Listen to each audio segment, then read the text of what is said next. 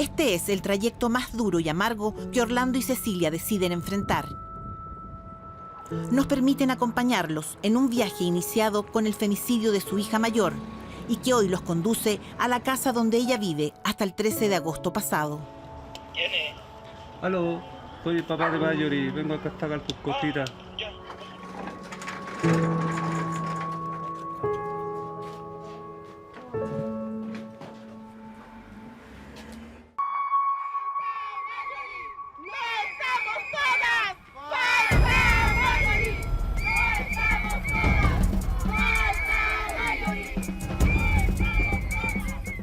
No solamente destruyó a mi hija, sino lo destruyó a nosotros como padres y como familia.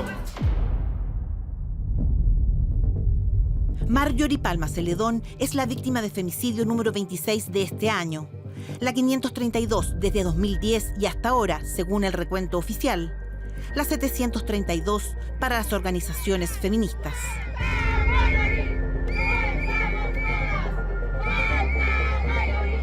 En distintos años, familiares de todas ellas inician una dolorosa cruzada por justicia, por algo de reparación y consuelo. Parte importante de las víctimas colaterales de delitos como este tienen la sensación de que no se recuperan nunca. El día después del femicidio es un gran duelo que nos acompaña a las sobrevivientes de femicidio toda la vida, que es un dolor insuperable. Un calvario que la mayoría de los deudos vive en el anonimato y la soledad. Los familiares son las víctimas colaterales del femicidio. ¿Cómo cambió tu vida? Cambió completamente, pues. Tuve que buscar como fuentes extras de ingreso porque a mí no me ayuda nadie.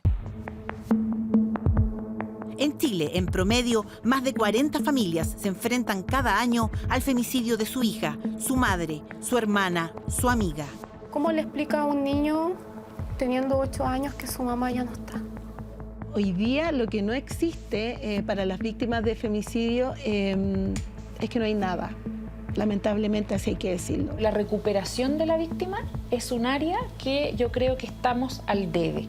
Solo en el último año, 385 personas se han convertido de golpe en víctimas colaterales de un femicidio en Chile. En una década, 532 niñas, niños y adolescentes han quedado huérfanos de madre por esta, la máxima expresión de la violencia de género. Desde el 2009 en Chile existe un circuito intersectorial de femicidios, una red estatal compuesta por diversas instituciones destinada a dar ayuda psicológica y legal a los familiares de víctimas de femicidios. Pero no hay educación, salud ni pensión asegurada para esos hijos y sus tutores. Hoy un femicida incluso puede heredar los bienes de su víctima. La violencia de género es reconocida por las Naciones Unidas como la violación más generalizada de los derechos humanos. Y el femicidio es su expresión más extrema.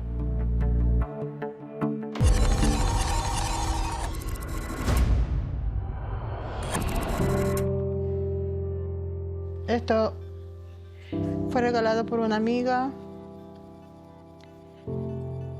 Le hice las pañoletas a mi hija, le hizo las poleras con mi princesa, porque así le decía yo, princesa. Todo fue regalado. Todo fue regalado. Esta es de la última fotografía de Año Nuevo. Este era un cumpleaños. Yo creo que nunca pensé que iba a pasar por esto. Yo siempre miraba en la tele, hoy otra niña más, pucha, qué miedo. Nunca pensé que iba a pasar por esto. Y ahora estoy en este lugar pasándolo. Y es una más mi hija, es una más.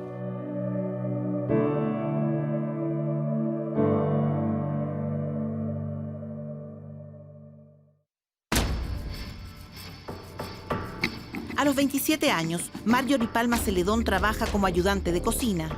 Tiene una relación de más de 2 años con David Valenciaga, de 26. En su entorno acusan que él la agredía.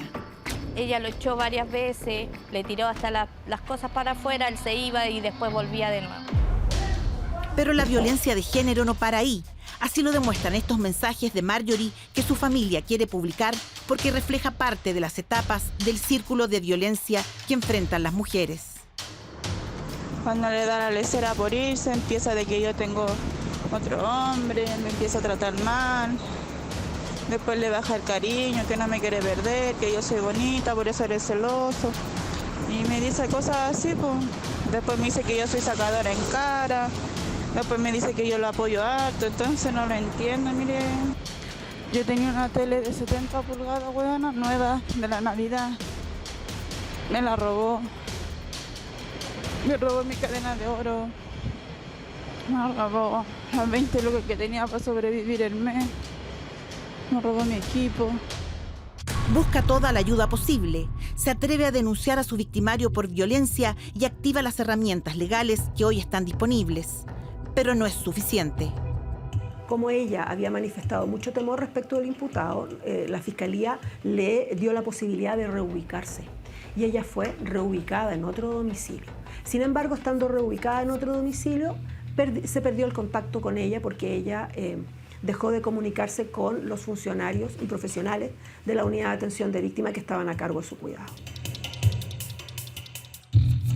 Ella tenía miedo, si estaba muy asustada tenía miedo, si este hombre la tenía amenazada. Claro le iba a hacer al hermano más chico, si lo dejaba, por eso le aguantó tanto.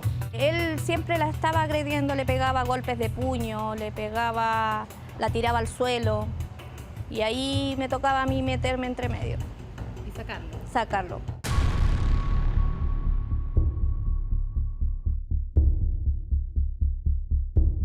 El 13 de agosto de este año, David Valenciaga llega hasta el cuartel de carabineros de Estación Central. Señalando que él deseaba entregarse a carabineros porque días previos había asesinado a su pareja.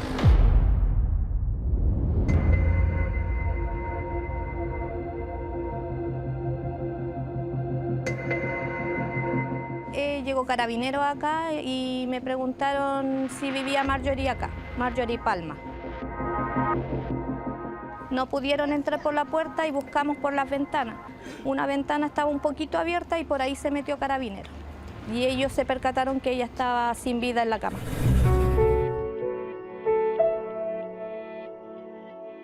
Los propios vecinos se encargan de darle a la madre de Marjorie la noticia que nunca hubiese querido escuchar.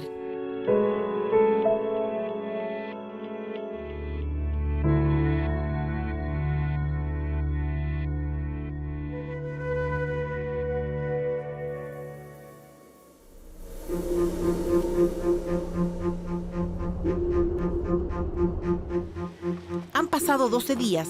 Cecilia y Orlando van hacia la fiscalía. Es el primer trámite judicial que deben enfrentar después del femicidio de su hija.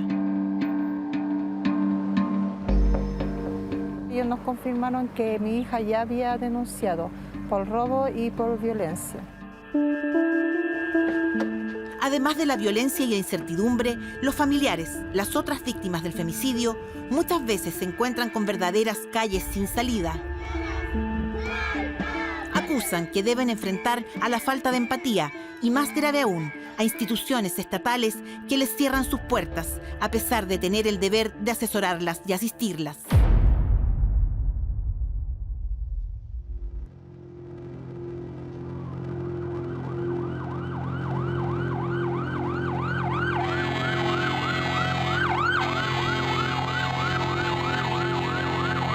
El 29 de diciembre de 2016, los noticieros informan que Ginny Sandoval y sus 3 hijos mueren en un incendio en Temuco.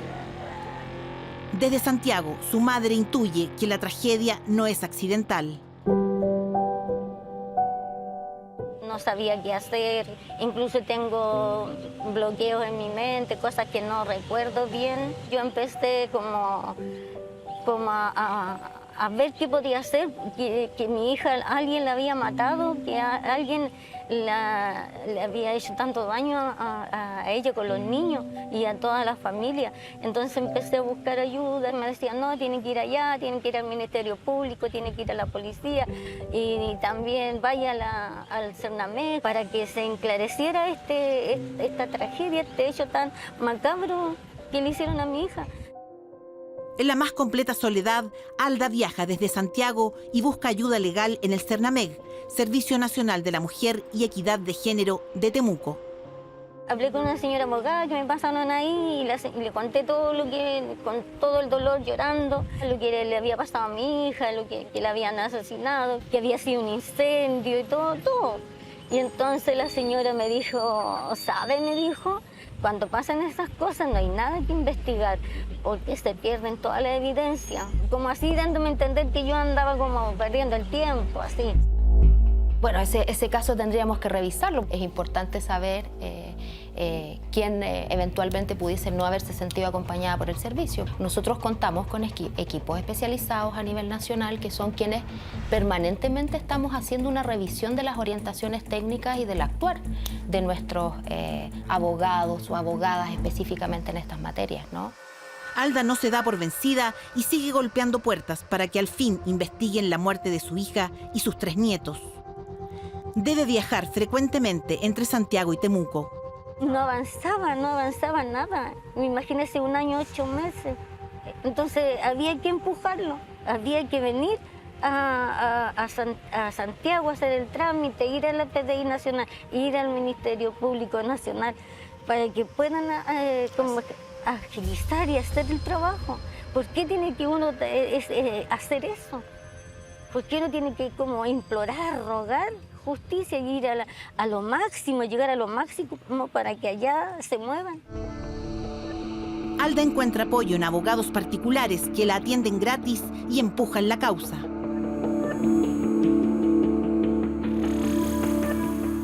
Ese 29 de diciembre ocurre mucho más en la casa de Ginny. La investigación concluye que su ex conviviente, Claudio Tolosa Yanquinao, la apuñala y luego incendia el lugar con ella y sus 3 hijos de 10, 6 y 2 años adentro. Todos mueren. Uno de los niños es hijo de ambos. Pese al desamparo, Alda logra encontrar justicia. Condenan al culpable a 30 años de cárcel por triple homicidio 4 años después del crimen. En esa fecha aún no existe la ley Gabriela en Chile. Todos los trámites y el tiempo invertido hacen que sea despedida de su única fuente de ingresos. Me llegó otro castigo, otro problema, porque era algo, yo dependía de ese trabajo, yo no tenía ninguna otra entrada de dinero, nada, solamente dependía de ese trabajo.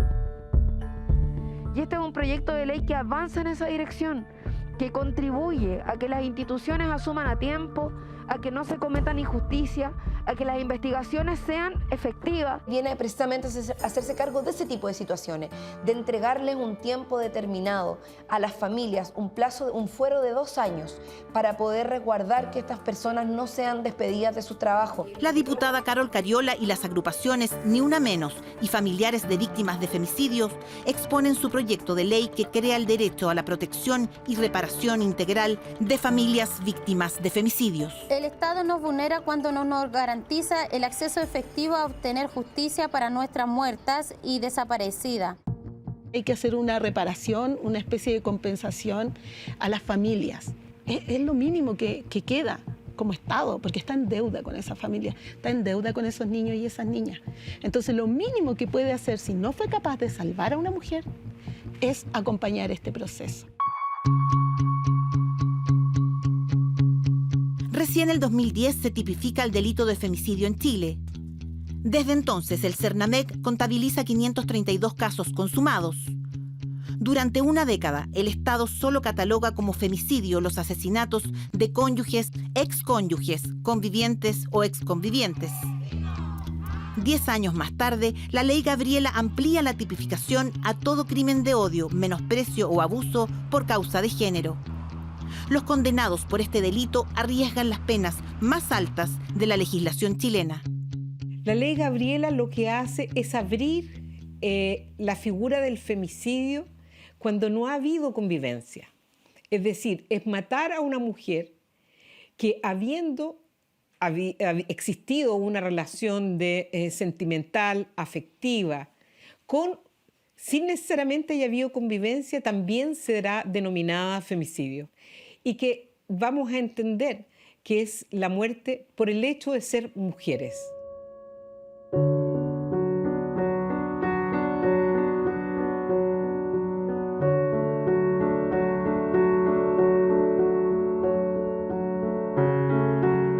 El femicidio de Soledad Valenzuela, asesinada en Doñihue el 5 de julio de 2020, es uno de los casos que serán juzgados en el marco de la nueva Ley Gabriela. Se supone que la Sol estaba con este tipo y empezaron a discutir y el tipo la empezó a golpear y después de que la empezó a golpear la apuñaló en reiteradas ocasiones y una de esas puñaladas les perforó el pulmón y ahí fue donde la Sol murió. Después de eso el tipo quemó la casa. Soledad deja 3 hijos y las 2 mayores, de 12 y 14 años, quedan a cargo de su hermana Paula.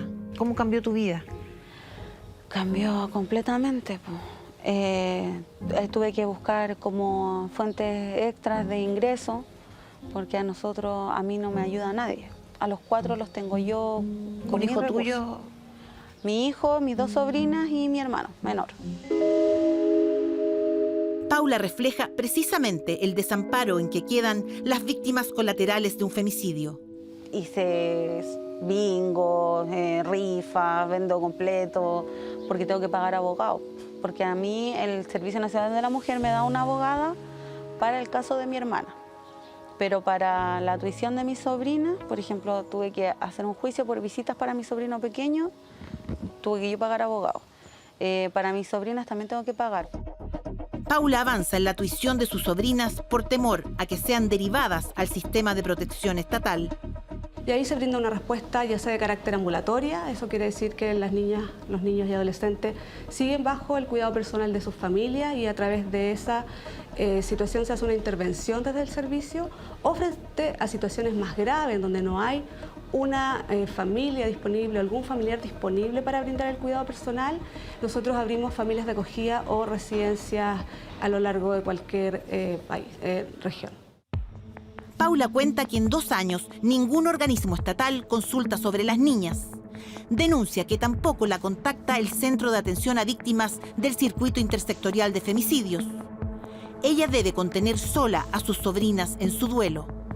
Yo pedí la ayuda, pues no es como que el Estado me ofreció ayuda. Yo puse un recurso de protección a favor de mis sobrinos y con el recurso de protección me ingresaron a un programa para víctimas de violencia intrafamiliar. Y ahí entraron mis 2 sobrinas. ¿Y las 2 están con psicólogo una vez a la semana? Sí, las dos más grandes. El más ¿Desde chico, hace cuánto? Del 2021, mediados del 2021. Porque tú te moviste, porque tú la buscaste. Sí, pues. Pero no fue como que ellos me asesoraron, no. Fueron redes de apoyo mías.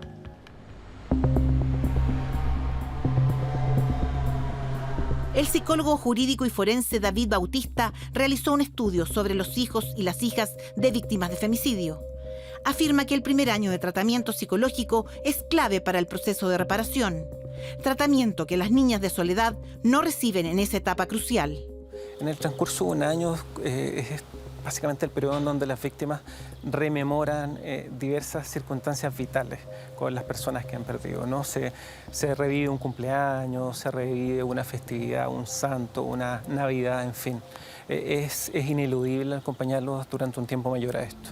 ¿Y cómo ha sido la ayuda psicológica? Tiene mucho daño, entonces ha costado mucho, llevan varios meses y el avance es lento. Desde 2009, en Chile existe el Circuito Intersectorial de Femicidios compuesto por el CERNAMEC, Mejor Niñez, las policías, el Servicio Médico Legal y la Subsecretaría de Prevención del Delito. Esta última, a través del Programa de Atención a Víctimas, debería entregar oportunamente asistencia legal, social y psicológica a las familias después de un femicidio. Hoy día lo que no existe para las víctimas de femicidio es que no hay nada. Lamentablemente, así hay que decirlo. Existe este circuito de femicidio, pero no hay más y ni siquiera opera. Por lo tanto, falta todo. De acuerdo a los propios informes del circuito de femicidio, una parte relevante de esas víctimas no ingresa a atención reparatoria en los programas de apoyo a víctimas o incluso en aquellos programas que dependen del servicio de protección especializada. ¿Por qué no ingresan? Esa información no está contenida. Yo imagino que hay una serie de elementos que lo explican.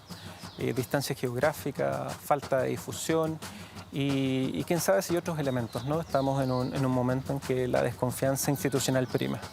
A ver, el programa está compuesto por una diversidad de profesionales que van desde psicólogos y psicólogas, abogados y abogadas, como también asistentes sociales y diferentes profesiones. Y dependiendo de la etapa o el servicio que requiera la persona, es el tipo de profesional que lo atiende. No nos olvidemos que este es un programa de participación voluntaria. Las personas acceden de forma voluntaria o cuando como institución llegamos a ellos y les ofrecemos ser parte de este programa, pero también pueden iniciar como terminar su participación en el programa en cualquier momento que lo requieran. Han pasado 13 días desde el femicidio de Marjorie. Cecilia, su madre, es contactada por el Centro de Atención a Víctimas del Circuito Intersectorial de Femicidios. Esperanzada llega a su primera sesión con el psicólogo. ¿Y cómo se sintió ahora en el psicólogo? Bien, cómoda, y expresando todo lo que uno siente, que es lo importante para botar esta pena y rabia que uno siente. Se van a comunicar con los miembros de mi familia para dar hora, agendar horas y para poder asistir. ¿Todos los miembros de su familia van a venir al psicólogo? Todos los miembros de mi familia y 2 o 3 veces al mes. ¡Estamos todas!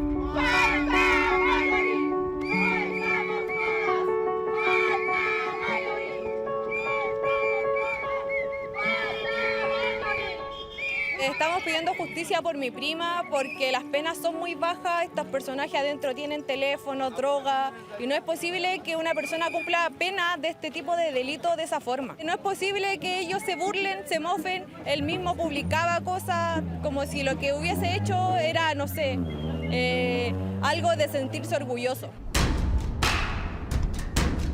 Han pasado pocos días desde la muerte de Marjorie y sus padres nos hicieron llegar videos y audios que el femicida confeso publicó desde la cárcel. Vinimos a mostrárselos a Lorena Astudillo, de la Red Chilena contra la Violencia hacia las Mujeres, para ver sus impresiones.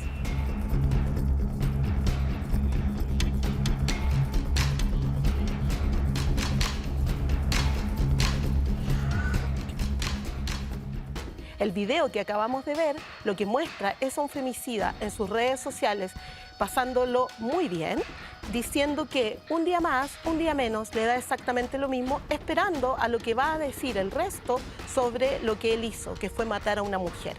Eso lo que hace es reforzar su sensación de poder por sobre esa mujer, por sobre la familia de esa mujer. Y los medios de comunicación no pueden mostrarlo, porque no pueden ser partícipe de la reafirmación del poder que siente este femicida al cometer un delito. Desde 1994, la ONU califica los femicidios como una violación a los derechos humanos. En Chile, este delito se castiga hasta con cadena perpetua calificada, donde el condenado solo podrá postular a beneficios carcelarios después de 40 años. No solamente destruyó a mi hija, sino los destruyó a nosotros como padres y como familia, porque los destruyó a todos.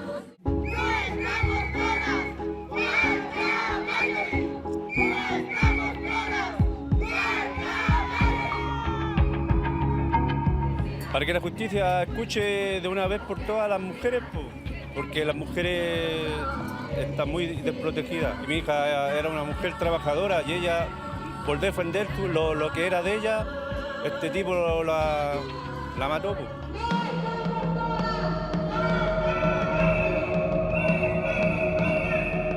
¡Basta! Justicia y que sea una justicia ejemplar. Que nunca más ningún otro hombre quiera hacerle algo a una mujer. ¡Nunca más! ¡Justicia para mi hija!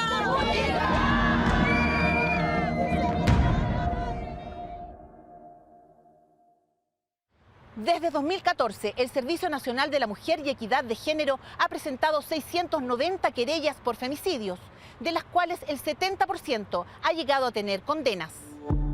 Para prevenir los femicidios y atender sus consecuencias, se tramita otro proyecto de ley impulsado por el Ministerio de la Mujer, por el derecho de las mujeres a una vida libre de violencia, al cual se le puso urgencia simple en marzo pasado.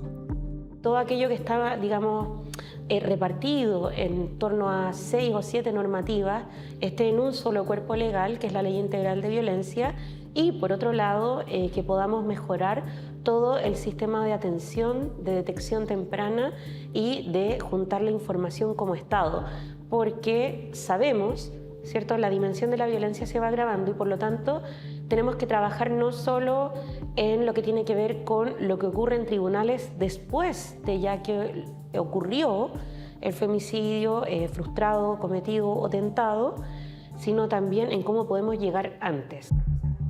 La ministra advierte que esta ley permitirá reconocer a los niños y niñas como víctimas directas de la violencia que se ejerce en contra de sus madres y no solo como testigos.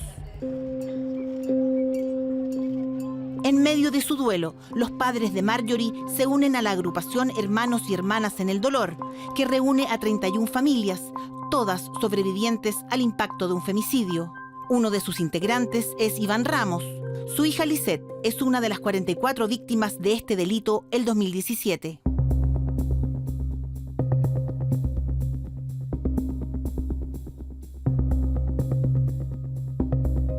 Este asesino la agredió, le tiró 2 balazos y uno lo apuntó, uno le quitó la vida. Bueno, a nosotros nos mataron en vida, porque como padre uno nunca piensa ni nunca cree que va a sepultar a un hijo, menos una hija, y la menor.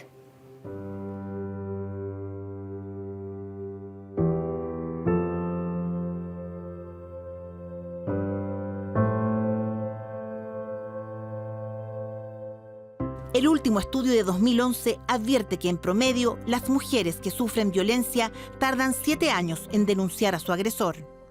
Un día llegué aquí a la casa, mi hermana tenía 2 heridas cortopunzantes aquí en el brazo, así. Entonces yo le pregunté qué le había pasado. Y me dice, llorando, el Luciano me apuñaló. Yo me volví loca. Yo quería ir a la casa de él a buscarlo, pero dije, no, es que esto va a ser peor. Y le dije, Lisette, por favor, le dije, vamos ahora mismo a Carabineros a denunciar. Ahora, vamos, yo te acompaño. Y ella como que tomó fuerza y me dijo, ya, sí, voy a ir. Y me dijo, voy a ir a la casa, me voy a cambiar ropa y vuelvo. Y fue y no volvió. Y yo la fui a buscar y no apareció. La mandamos varias veces, le conversamos que fuera a hacer la denuncia, allá llegaba, pero no la hacía, se resaltaba. Y yo fui una vez haciendo la denuncia por ella. Y los señores carabineros, textualmente, ella es mayor de edad, ella tiene que denunciar. Usted no puede meterse. Entonces yo digo, ¿por qué en televisión siempre muestran publicidad de que si uno es testigo de violencia, si escucha, si sabe de alguien que está sufriendo violencia, ¿por qué instan a que uno tiene que denunciar, a llamar a un número, ir a Carabineros, si no hacen nada? Lisette jamás se atreve a denunciar a su conviviente. Su familia cree que hay solo una razón. Era un delincuente. Si estuvo 2 veces anteriormente detenido, 5 años cada uno, por robo, por amenaza o porte ilegal de armas. Conviven con hombres que son partícipes de un mundo donde la violencia es como el pan nuestro de cada día, que saben qué es lo que esos hombres son capaces de hacer y por lo tanto también hay más miedo.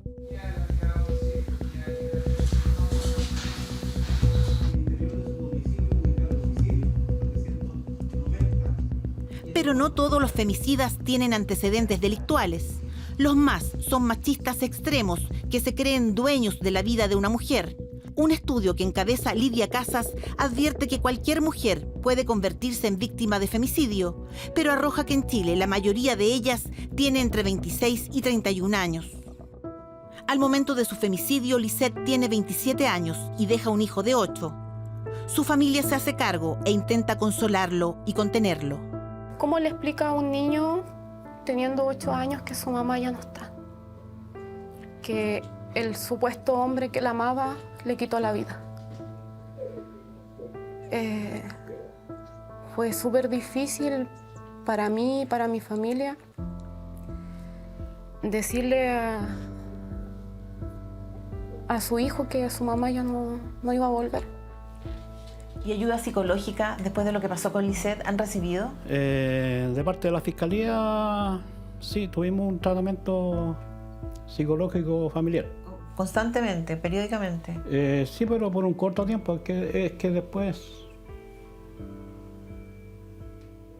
como que las personas se van aburriendo, y me incluyo, que te le preguntan lo mismo todos los días.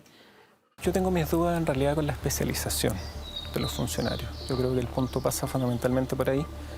Lo puedo anticipar, a ver si tiene sentido para ti. Especialización de los funcionarios, la capacidad que tienen las instituciones de mantener a los buenos funcionarios que han logrado estudiar y que saben cómo intervenir en temáticas tan complejas. ¿Falta especialización entonces para los funcionarios que hacen la intervención psicológica? Yo pienso que sí, eso puede mejorar enormemente. ¿Falta especialización? Hay especialización en el país en la atención a trauma complejo, pero lo que falta es un programa de atención específica para víctimas relacionadas a delitos violentos como femicidio, porque hay para muchos otros tipos de delitos violentos. Han pasado 5 años desde el femicidio de Lisette. Hoy su hijo tiene 13 y continúa manifestando secuelas de todo lo vivido.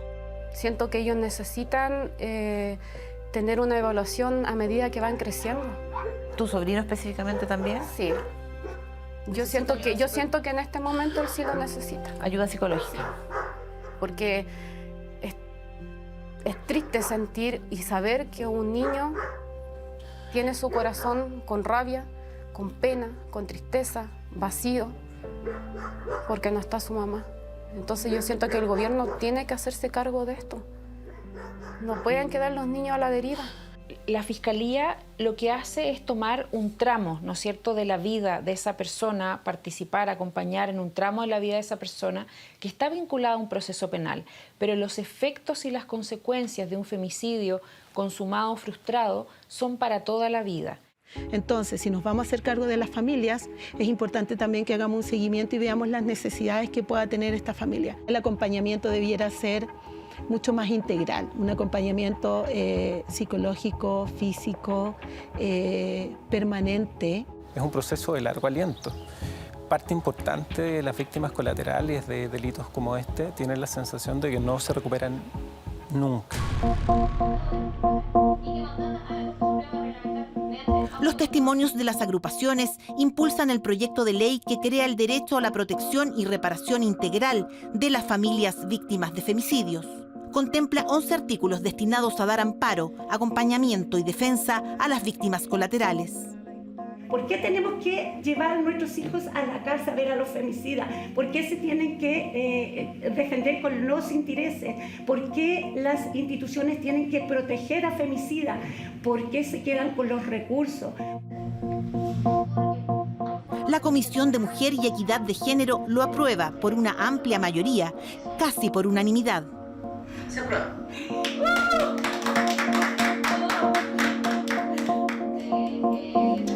Lo que se haría con esto es facilitar, por ejemplo, subsidios de vivienda, facilitar el acceso al subsidio de vivienda. La educación gratuita, hoy día existe la ley de educación gratuita, lo que haría es facilitar el acceso a los hijos víctimas de los hijos e hijas de una mujer que fue asesinada por un femicidio. Lo que en el caso de salud, lo mismo, y que finalmente el Estado asuma eso como una responsabilidad, es lo que determina este proyecto. Mira, otro artículo muy importante es el derecho que también le asiste a las personas migrantes, en donde no hay ninguna diferencia, están en el mismo nivel de las personas chilenas que son víctimas de violencia y se les facilitan los procesos jurídicos en búsqueda de justicia, como por ejemplo, tienen derecho a que se les otorgue una persona que pueda traducir.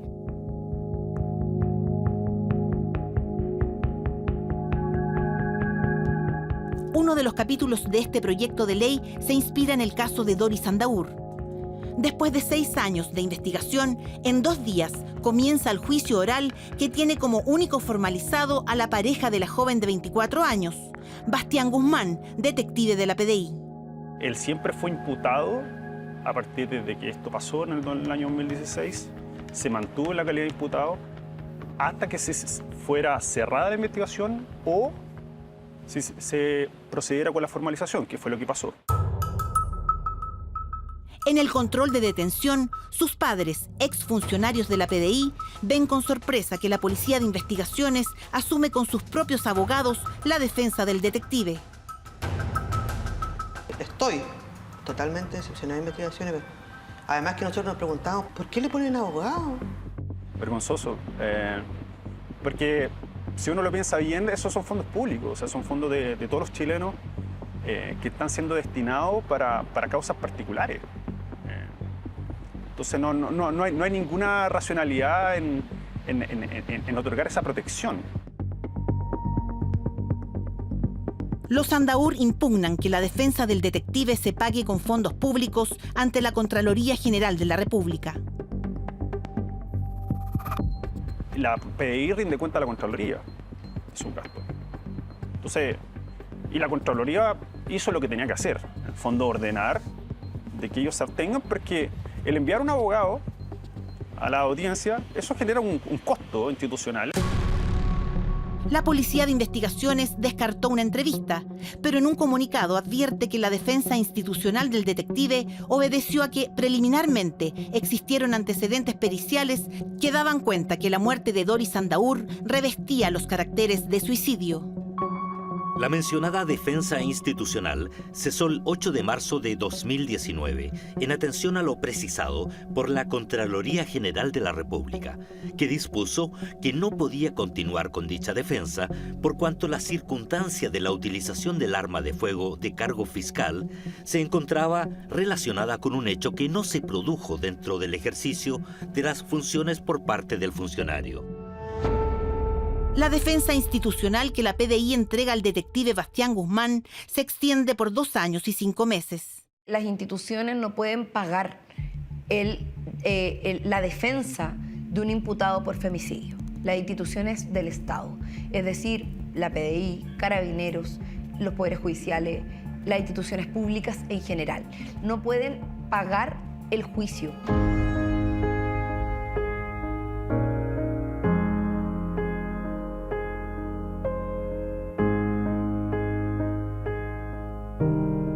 Vecinos y la agrupación Hermanas y Hermanos en el Dolor acompañan a la familia de Marjorie en este triste aniversario. Un mes que nunca pensé que yo iba a estar aquí, en este lienzo. Porque ahora todas ellas son compañeras de mi hija. Todas tenían una historia diferente, todas tenían un sueño diferente, igual que mi hija. Durante este mes no la llaman del Centro de Atención a Víctimas del Circuito Intersectorial de Femicidio para su segunda hora con el psicólogo.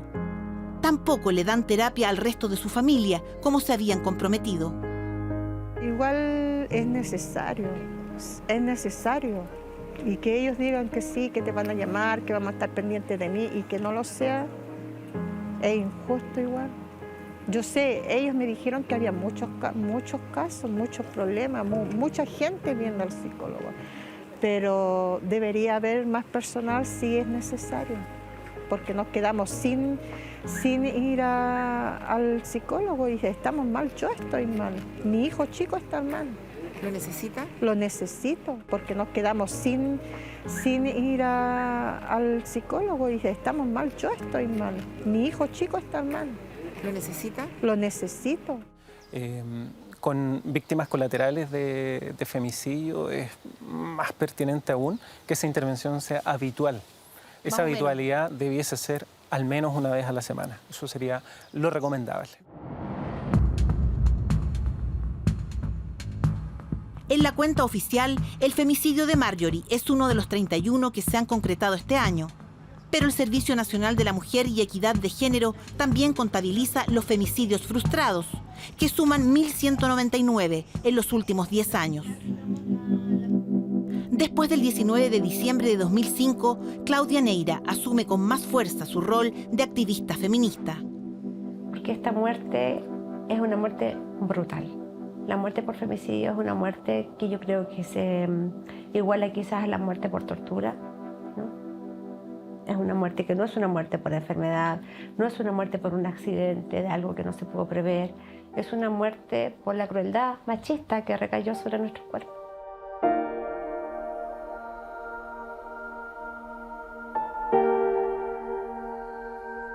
Como yo me enfrento a la vida, con todas las enfermedades físicas, con todas las secuelas físicas con las que yo quedé. ¿Cómo enfrento la vida? Con una parálisis facial, con una boca donde se me cae la comida.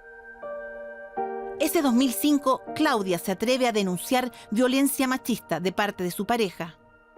Estampé la denuncia y a los pocos días me informan que se me ha otorgado una medida cautelar, ¿sí? De tal manera que el agresor no se podía acercar a mí. Pese a la medida cautelar, en una audiencia, el tribunal le otorga al agresor visitas con Javiera, la hija de ambos. La resolución determina que la niña de 6 años debe ir a la casa de su padre un 19 de diciembre de 2005. No me respondía al teléfono, tuve que dirigirme a su casa a buscar a mi hija. Y él no me quiso entregar a mi hija, me agredió brutalmente a mí y asesinó a Javiera. Javiera fue asesinada a menos de 1 metro de distancia de donde estaba yo. En esa audiencia participó un juez de la República, un fiscal y un defensor. Y estos 3 señores, hace 16 años, decidieron que el femicida Javiera, tenía derecho a ver a su hija. Yo siento que el Estado a mí me debe la vida de mi hija completa y me debe también parte de mi vida. Para el movimiento feminista, el asesinato de Javiera es un femicidio catalogado como castigo femicida. El castigo femicida consiste en asesinar a algún ser querido de una mujer para causarle un fuerte daño psíquico a ella. Generalmente es la madre o los hijos o hijas de esta mujer. Con un dolor de cada día, con mucha tristeza, con mucha impotencia de pensar que mi hija no va a estar nunca más conmigo, que ella no va a tener nunca más su vida de una niña de 6 años, alegre, buena para bailar, buena para reírse, feliz con su vida. Que uno dice, ¿dónde está la vida de mi hija Javiera? Le robaron la vida a mi hija Javiera. En 16 años, Claudia acusa que jamás recibe apoyo estatal. Al contrario. El Estado no se manifestó en mi vida de víctima de femicidio nunca, para nada. El Estado a mí me exige, al igual que todas las personas, que yo me levante todos los días a trabajar, que no tiene licencia médica si tengo pena de presión, porque si no me castiga el ISAPRE. Acá no hay Estado. Si un agresor mata a los hijos o a las hijas para dañar a esta mujer, que muchas veces le dice, te voy a matar en vida, te voy a dar donde más te duela, se contempla como un parricidio, se le da la pena al agresor, pero no hay ningún acompañamiento a esta mujer, que la finalidad era dañarla a ella. La única manera de estar viva es inventando algunas fórmulas para estar viva, para inventándose día a día algún desafío, algún reto. Porque en algún momento, luego de ocurrir la tragedia, te quedaste vinculada con la vida por alguna cosa que yo hasta el día de hoy desconozco.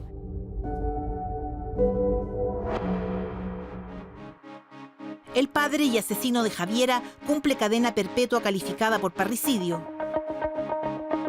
La abogada y socióloga Claudia Neira integra una agrupación que combate la violencia machista que se llama Coordinadora 19 de diciembre, hoy Día Nacional contra el Femicidio, en honor a su hija Javiera.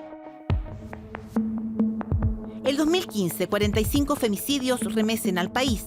Es uno de los años con mayor número de estos crímenes en la última década en Chile. Frauleína Alfaro es una de ellas. No hay cifras oficiales, pero su historia además esconde otra denuncia que se repite, pero suele quedar entre los más cercanos, y que hoy se intenta frenar con 2 proyectos de ley. La Florida estaba muy disminuida, no tenía personalidad, era muy calladita. Por lo menos así lo veíamos nosotros, no sabemos la otra, pero era así. Era así como apagado. Todo lo dominaba él en realidad. Tras 9 años de relación, su marido, el contador Miguel Santiago, acapara titulares. 6 días se mantiene prófugo mientras es intensamente buscado. Ese 20 de mayo de 2015 asesina a su esposa y a sus 2 hijas de 7 y 2 años. Ella estaba sola en Santiago, en realidad no tenía nadie como redes familiares, aparte de la familia de él. Pero yo supe por mi hijo que lo escuchó en las noticias y él me llamó y ahí supe. Tras el femicidio y doble parricidio, las medias hermanas de Fraulein quieren saber dónde está su único patrimonio. Apenas falleció su mamá, ella sacó todas las cosas, hizo como una venta garage afuera, vendió todo lo de su casa y la arrendó primero. Y al tiempo después, no sé, 1 año, 2 años, la vendió. Ella no tenía absolutamente nada a nombre de ella. No tenía casa, no tenía dinero en algún banco, nada. Mónica sospecha que el femicida se adueñó del dinero. Cree que podría incluso haberlo utilizado para su defensa. El proyecto de ley por el derecho de las mujeres a una vida libre de violencia del gobierno también pretende regular casos como este. Es que no puedan acceder a los bienes de sus víctimas. ¿Por qué? Porque, digamos, muchas veces los tribunales son proactivos en decir como no, aquí la herencia, por ejemplo, un cónyuge no aplica, pero eso normalmente es cuando el juicio ya se inició y por lo tanto el tipo ya heredó los pocos bienes que puede haber tenido la víctima. A veces incluso es solo un refrigerador, pero eso implica que liquidó los pocos bienes que le quedaban a los niños o al resto de la familia. Los proyectos siguen su curso. Las cifras de la Fiscalía Nacional apuntan que en los últimos 3 años han dado diferentes tipos de atención a 1.037 víctimas colaterales o a sobrevivientes de este delito. Nos preocupa muchísimo porque vemos que viene un espacio de gran soledad de las víctimas y creemos que el Estado no ha visualizado ese espacio. Necesita mucho más, se necesita mayor conciencia de esto que estamos hablando, de mirar la integralidad del asunto y no solo cuántas sentencias tenemos, etcétera, sino que la vida humana de esa persona, cómo se ve impactada y cómo la vamos a ayudar a salir de esa situación. Es decir, el déficit que hay de acompañamiento ha sido suplido por organizaciones sociales y de carácter civil. En el fondo no es un seguimiento óptimo el que se da a las víctimas. A ver, nosotros llevamos adelante la evaluación de este programa con la misma seriedad y rigurosidad que muchos otros programas que tenemos no solamente en la subsecretaría, en el ministerio y en el gobierno. Recordemos que este es un programa que además es de larga data, tiene muchos años que anteceden, por supuesto, a este gobierno y como todo programa siempre está en constante y permanente evaluación.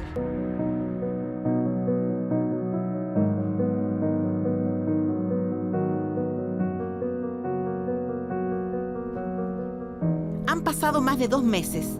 Cecilia, la madre de Marjorie, aún espera el llamado del Centro de Atención a Víctimas que le permita continuar con la atención psicológica que hasta ahora se reduce a solo una primera y única sesión.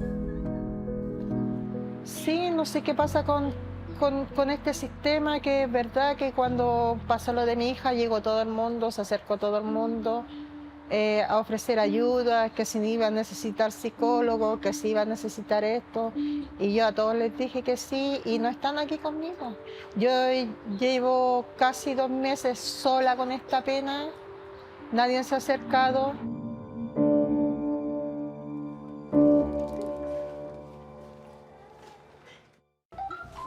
En este tiempo, Cecilia se ha sentido apoyada por su familia y por la alcaldesa de Lo Espejo, quien gestiona que allanen la celda del femicida confeso de su hija. Le quitan armas blancas, droga y celular. La familia de Marjorie espera con ansias que sea juzgado y condenado con cadena perpetua calificada. Igual que Los Palmas Celedón, otras 30 familias comenzaron este año el mismo camino, el mismo calvario a la espera de justicia y consuelo. El compromiso estatal es entregarles acompañamiento legal y psicológico, pero la deuda que tenemos con ellos es mucho mayor.